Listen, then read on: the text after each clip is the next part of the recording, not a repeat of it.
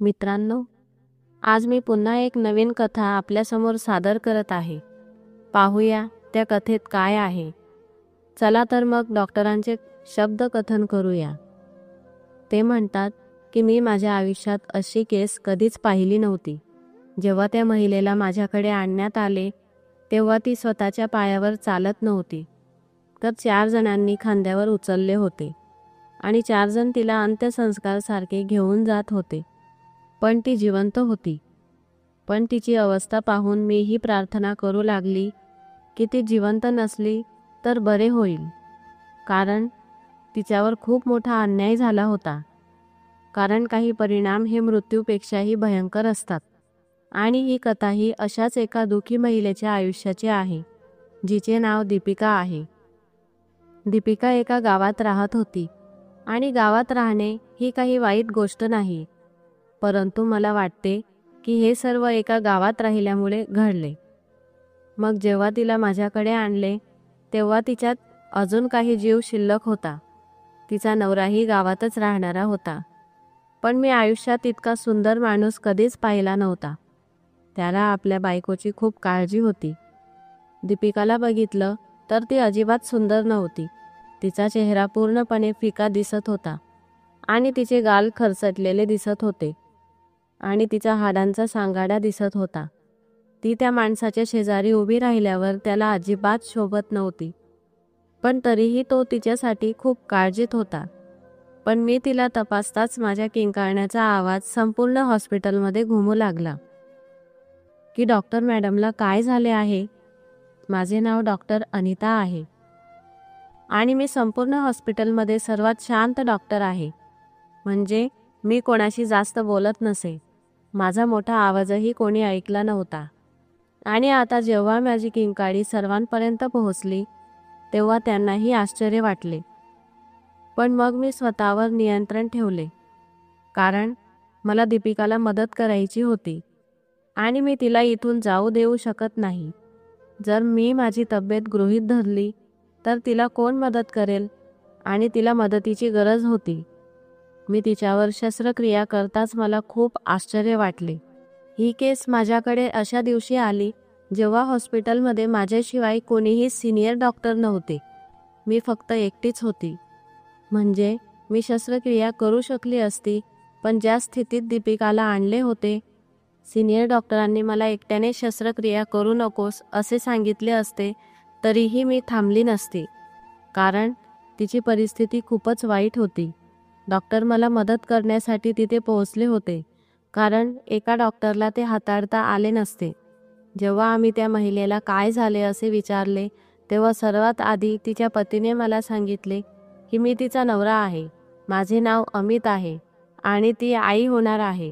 तेव्हा मला आश्चर्य वाटले की ती मला अजिबात गर्भवती स्त्रीसारखी वाटत नव्हती, कारण तिचं वजन खूप कमी होतं.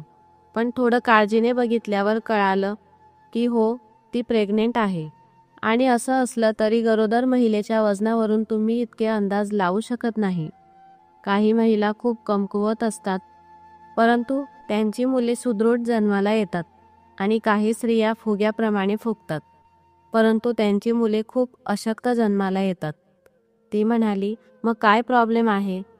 मग त्याने काहीतरी विचित्र सांगितले आणि आम्ही आश्चर्यचकित झालो. आम्ही त्याला म्हणालो की असे होऊ शकत नाही, तुझा काही गैरसमज झाला आहे. पण तो म्हणाला, मी स्वतःच्या डोळ्यांनी पाहिले आहे. त्या बाईच्या नाभीतून काळ्या मुंग्या निघत होत्या आणि त्यांच्यासोबत त्या बाईची आई आणि अमितची आई सुद्धा आली होती. त्या दोघी जवळच शांतपणे उभ्या होत्या आणि तिच्या दिसण्यावरून ती खूप भांडखोर स्त्री दिसत होती. तिच्या नवऱ्याचे बोलणे ऐकून मला आश्चर्य वाटले. मी म्हणाली, तुमचा गैरसमज झाला असेल, नाहीतर मुंग्या आल्या असतील. कधीकधी मुंग्या माणसावरही चढतात. पण तो म्हणाला, नाही, माझ्या आईनेही हे दृश्य पाहिले आहे. अशा प्रसंगी सासूबाई अजिबात गप्प बसत नाहीत. हे विचित्रच होतं. मी सुद्धा इतकी वर्ष या दवाखान्यात काम करत होती, तिची सासू का बोलत नव्हती मला काहीच कळत नव्हतं. मी दीपिकाकडे पाहिलं तर मला तिच्या डोळ्यात एक विचित्र अस्वस्थता दिसली आणि तिने माझ्याकडे एक विचित्र हावभाव केला. त्या हावभावाचा अर्थ मला चांगला माहीत होता.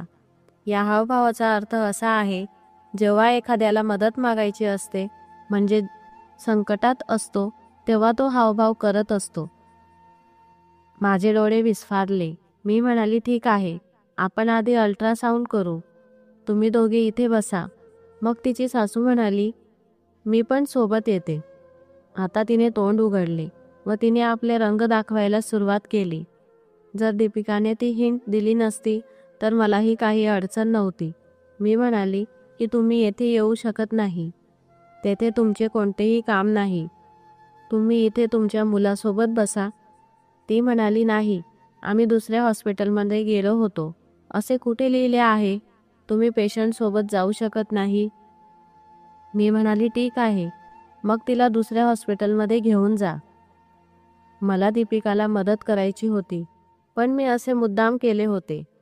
दीपिकाने तिच्या नवऱ्याकडे पाहिले तर तो म्हणाला, ठीक आहे, मी आईला समजावतो. डॉक्टर, तुम्ही तिला घेऊन जा.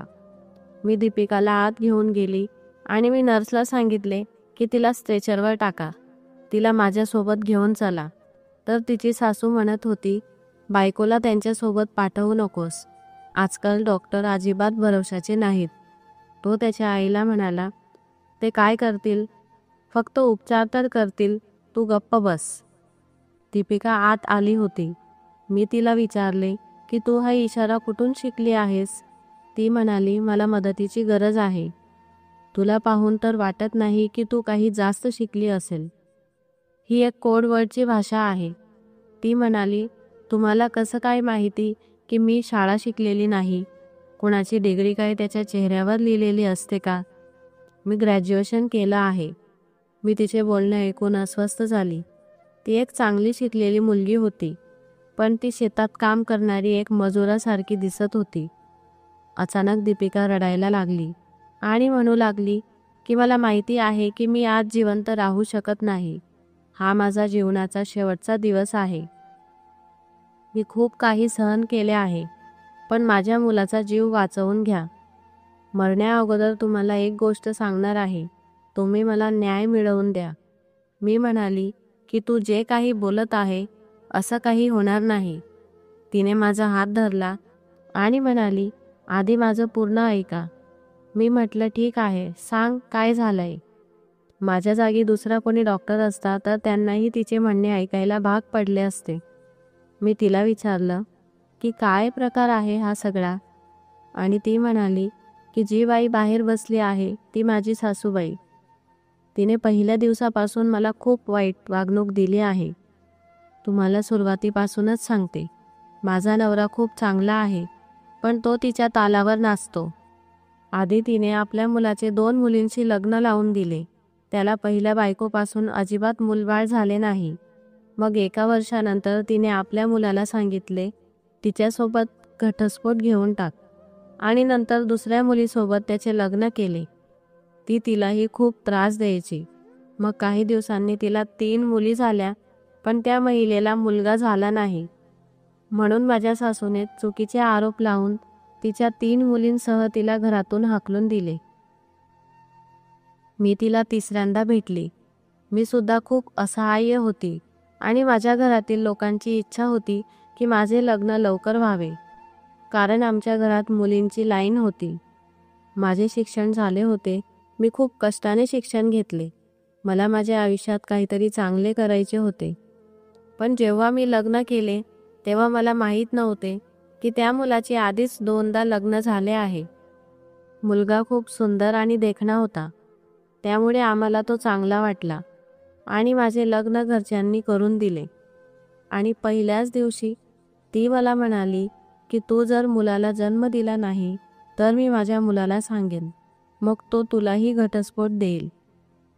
कारण तोपर्यंत मला कळून चुकले होते की माझी सासू भांडखोर आहे. पण एक गोष्ट अशी आहे की अमितचा माझ्याबद्दलचा दृष्टिकोन वाईट नव्हता. तो म्हणाला की मी आधी 2दा लग्न केलं होतं, पण मी काही कारणास्तव त्यांना सोडून दिले. मला त्या दोघीही आवडत होत्या आणि त्या देखील वाईट व्यक्ती नव्हत्या, व मला दुसऱ्या बायकोपासून 3 मुली होत्या. पण तिला इतका राग आला की ती निघून गेली. आता मी माझ्या मुलींना पाहू शकत नाही. पण आता मला तुझ्यासोबत राहायचे आहे आणि माझे संपूर्ण आयुष्य तुझ्यासोबत घालवायचे आहे. मी कंटाळलो आहे आणि थकलो आहे. हे सगळं आता पाहू शकत नाही. मला माझे घर वाचवायचे होते आणि मी माझ्या पतीला काहीही सांगितले नाही. माझी सासूबाई लग्नाच्या पहिल्या महिन्यात मला डॉक्टरांकडे घेऊन गेली आणि डॉक्टर म्हणाले की या महिलेला काही समस्या आहेत. कदाचित तिला आई होणे कठीण जाईल. डॉक्टरांनी सांगितले की काही समस्या आहे, ती औषधाने बरी होईल. पण माझ्या सासूबाईंनी घरी येऊन गजर केला, ही मुलाला जन्म देऊ शकत नाही. माझ्या मुलाचे नशीब उद्ध्वस्त झाले आहे. माझ्या मुलाचा चेहरा जितका गोड आहे तितकेच माझ्या मुलाचे नशीब वाईट आहे. मी माझ्या पतीची शपथ घेतली आणि सांगितलं की डॉक्टर बोलले आहे की फक्त 3 महिने उपचार आहेत आणि त्यानंतर सर्व काही ठीक होईल. अमितने माझ्याशी सहमती दर्शवली आणि उपचार सुरू केले. अशा वेळी इतक्या लवकर फरक कुठे पडतो हे तुम्हालाही माहीत आहे. माझ्या सासूबाई माझ्यासोबत खूप काही करत होत्या. तर दीपिका म्हणू लागली की कधी ती मला जडीबुटी खायला घालत असे, कधी ती मला काही प्यायला लावत असे, तर कधी ती मला कुठल्या तरी बाबांकडे घेऊन जात. तुमचा विश्वास बसणार नाही डॉक्टर साहेब, या बाईने मला खूप त्रास दिला होता आणि माझे जगणे कठीण झाले होते. एकदा तिला कोणीतरी सांगितले की पालक खाण्याने स्त्रियांमधील वंध्यत्व दूर होते. त्या बाईने मला पालक शिवाय दुसरं काहीही खायला दिलं नाही. पालक खाऊन मी अशक्त झाली होती. मग मी माझ्या पतीला हे सांगितले आणि त्यांना देखील हे आवडले नाही की 3 महिन्यांपासून तुला फक्त पालकच खायला दिले आहे. तरीही ती म्हणते की जर ती पालक खात राहिली तर तिला नक्कीच मूल होईल. मला माहीत नाही की देवाने काय कृपा केली माझ्यावर आणि मी गरोदर राहिली. पण ही गर्भधारणा त्यावेळी थांबली जेव्हा माझ्या सासूबाई स्वतःला बाबा म्हणवणाऱ्या वृद्ध बाबांकडे उपचार घेण्यासाठी घेऊन जात असे. स्वतःला बाबाही म्हणायचा आणि डॉक्टरही. आणि त्यांनी मला अत्यंत खराब उपाय सांगितला आणि त्या प्रतीच्या दरम्यान मी गरोदर राहिली. हे माझे दुर्दैव होते. आणि माझ्या सासूबाईंना खात्री होती की फक्त बाबांचे औषध प्रभावी आहे. मी विचारले, ते कोणते औषध आहे? आणि ती म्हणाली, औषध नाही, फक्त मिठाई खावी लागेल आणि रोज काहीतरी गोड खावे लागेल असे सांगितले. कधी बर्फी, कधी मिठाई, कधी सोनपापडी असे पदार्थ खाऊन माझी शुगर वाढली आणि मी दिवसेंदिवस कमकुवत होऊ लागली होती. लोकांना वाटते की मिठाई खाल्ल्याने माणूस जाड होतो, पण जेव्हा तुम्ही खूप गोड खातात त्यामुळे तुमचे नुकसानच होते. आणि बाबांनी एक अतिशय विचित्र आणि लज्जास्पद प्रकार सांगितला होता. मी म्हणाली, कसली कृती आहे सांग. दीपिका, आता तू इथे आली आहेस, मला पूर्ण गोष्ट सांग. तिला माहीत होते की तिच्याकडे जास्त वेळ शिल्लक नाही. तिने सांगितले की बाबांनी तिला कुठून तरी 21 काळ्या मुंग्या आणायला सांगितल्या होत्या. त्या मलमलच्या कपड्यात घालून त्या महिलेच्या नाभीवर बांधायला सांगितल्या. मलमलचे कापड अतिशय बारीक असतं. ते म्हणाले की मुंग्या मरू नयेत, त्या जिवंत असल्या पाहिजेत आणि त्या नाभीच्या वर बांधल्या पाहिजे. हे खूप सोपे काम आहे, पण अनेक मुंग्यांचा अर्थ माहीत आहे का डॉक्टर साहेब? Fire attention. तिने फायर अटेन्शन म्हटल्यावर मला आश्चर्य वाटले.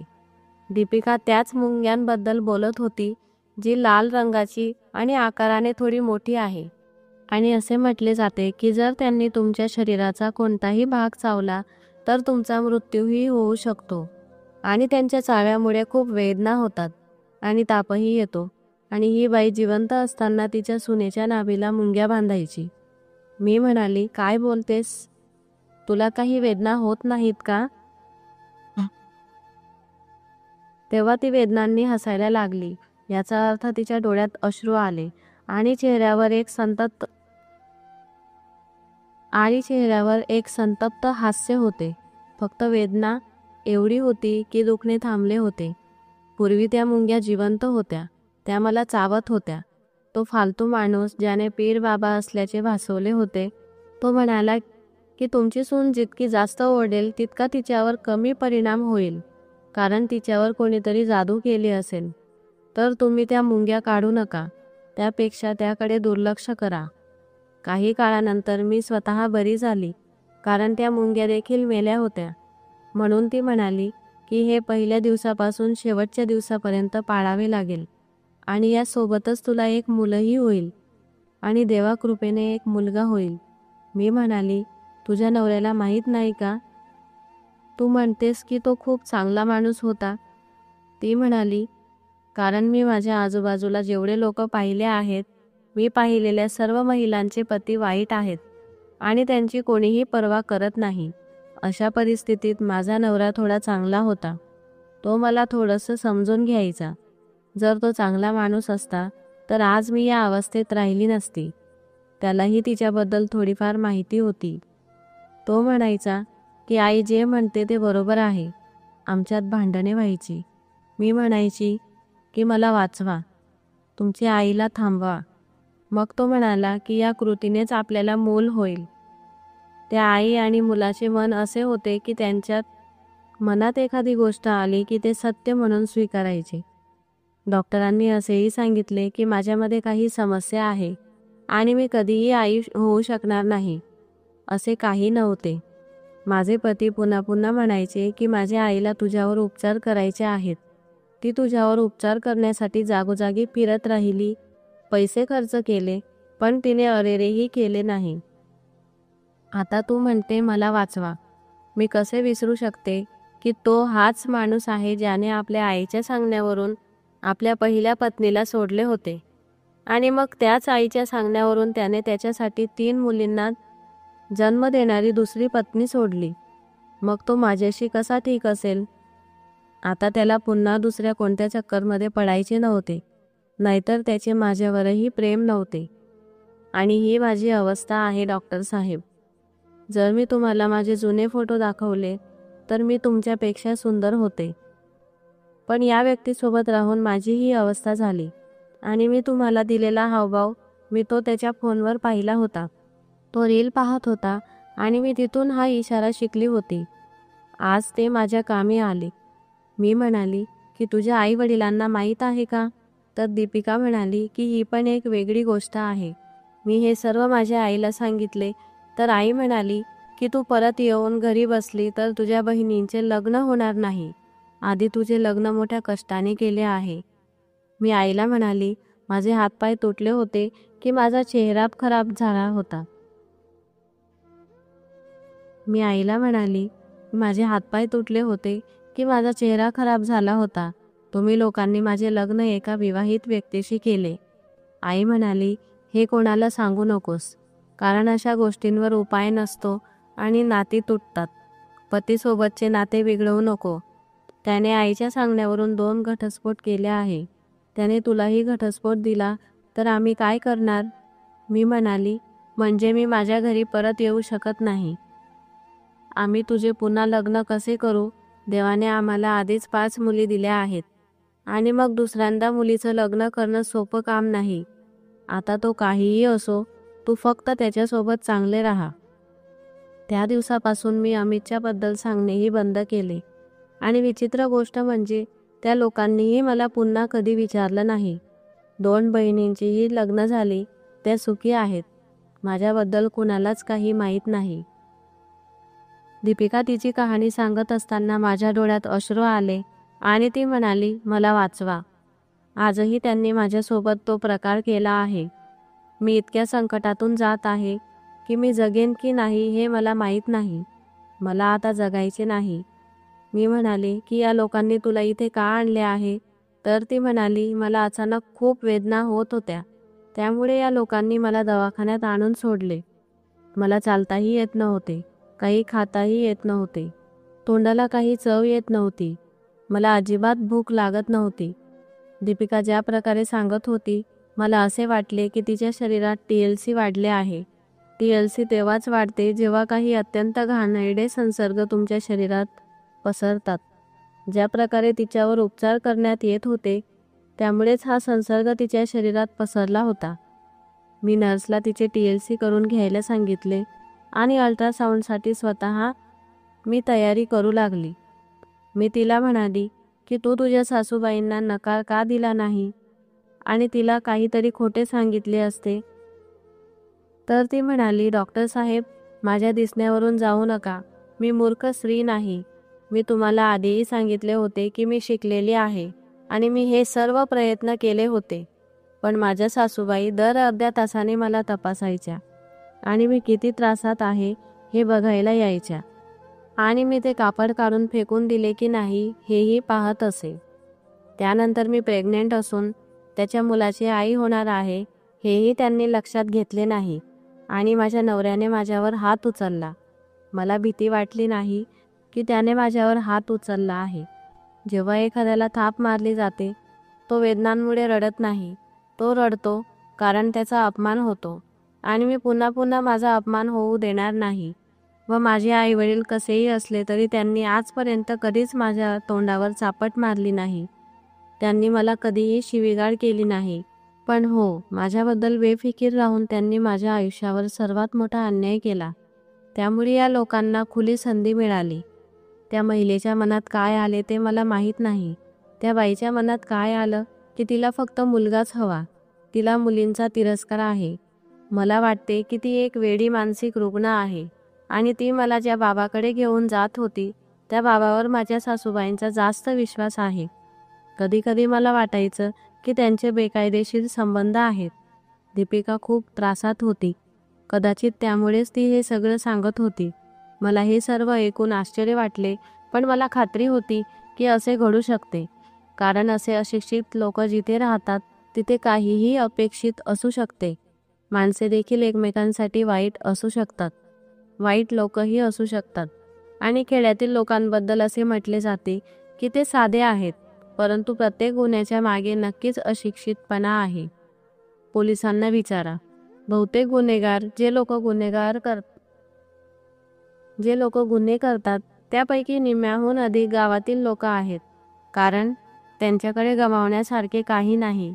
ते साधे लोक आहेत आणि शेळ्या चारतात आणि बरेच प्राणी पाळतात. मी हे त्या विचारसरणीच्या लोकांबद्दल सांगत आहे जे फारसे शिकलेले नाहीत आणि आपल्या मुलांना जास्त शिक्षण देत नाहीत. तिथे काही विशेष सुविधा नाहीत. दीपिका देखील अशाच एका भागातून आली आहे. मी ज्या हॉस्पिटलमध्ये काम करत होती ते शहराच्या मधोमध नव्हते. शहरापासून खूप दूर होते. शहर इथून 7 किलोमीटर दूर होते. मग गावही जवळ होती आणि येथे बहुतेक खेडेगावातील रुग्ण येत असत. आता मी अल्ट्रासाऊंडची तयारी करू लागली, पण मी तिचा अल्ट्रासाऊंड करत असताना बघताच मला धक्का बसला आणि मी अल्ट्रासाऊंड करत असताना मला असे वाटले की आज मी एका मोठ्या डोंगरावर उभी आहे आणि ती माझ्या दिशेने पडत आहे, पण मला तिला वाचवायचे आहे. परंतु असेच मला वाटले, कारण मलाही तिला मदत करायची होती आणि माझी स्वतःची अवस्था बिकट होत चालली होती. मी म्हणाली की तू माणूस नाही. असे वाटते की तू एक पशु आहेस, म्हणूनच तू अजून जिवंत आहेस. तुला माहीत आहे का तुला काय होत आहे? तिच्या चेहऱ्यावर कसलेही आश्चर्य नव्हते. कदाचित तिला माहीत असेल की तिची आधीच खूप वाईट परिस्थिती अडकली आहे.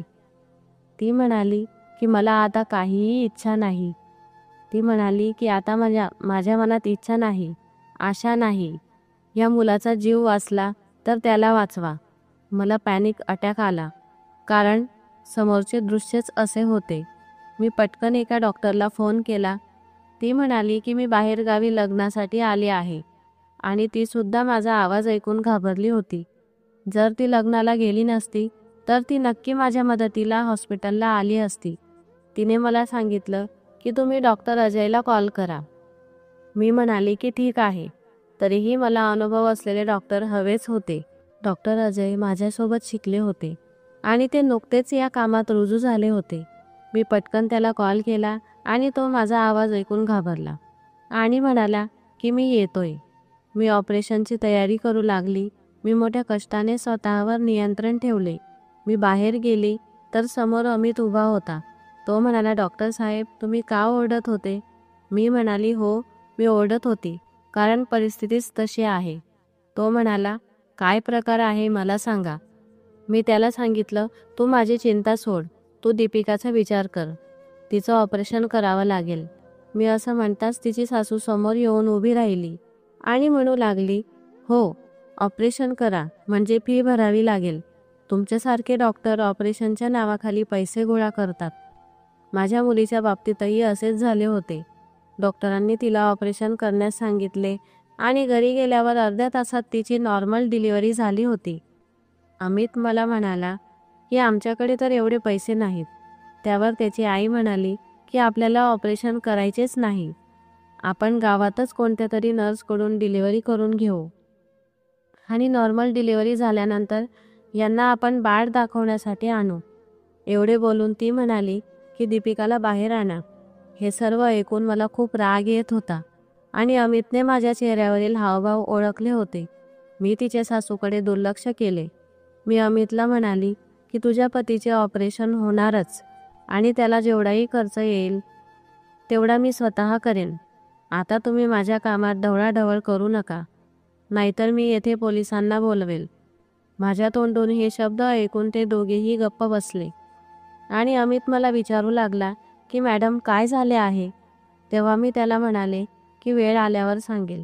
आता तुम्ही एक काम करा, वेटिंग रूममध्ये जाऊन बसा आणि तिच्यासाठी देवाला प्रार्थना करा. एवढे बोलून मी नर्सला म्हणाली की ह्या लोकांना माझ्यासमोर येऊ देऊ नका. तेवढ्यातच डॉक्टर अजयही आले. दीपिकाची सासू अजूनही बडबडतच होती की वेगवेगळ्या डॉक्टरांना बोलावून तुम्ही माझ्या सुनेचे ऑपरेशन करत आहात. तिच्या तोंडून हे शब्द ऐकून डॉक्टर अजय म्हणाले की तू कशा लोकांची मदत करत आहेस. मी डॉक्टर अजयला म्हणाली की तुम्ही फक्त माझ्यासोबत चला. ती दीपिकाची सासू आहे. तिला येथून घेऊन जाण्यासाठी ती मुद्दामच बहाणे करत आहे. दीपिकाचे रिपोर्ट पाहून डॉक्टर अजयही आश्चर्यचकित झाले. त्यांनाही तिच्यासाठी खूप वाईट वाटले. आम्ही दोघेही भावूक झालो होतो. तिला लगेच ऑपरेशन थिएटरमध्ये घेतले आणि तिच्यावर उपचार सुरू केले. आम्हाला काहीही करून दीपिकाला वाचवायचे होते.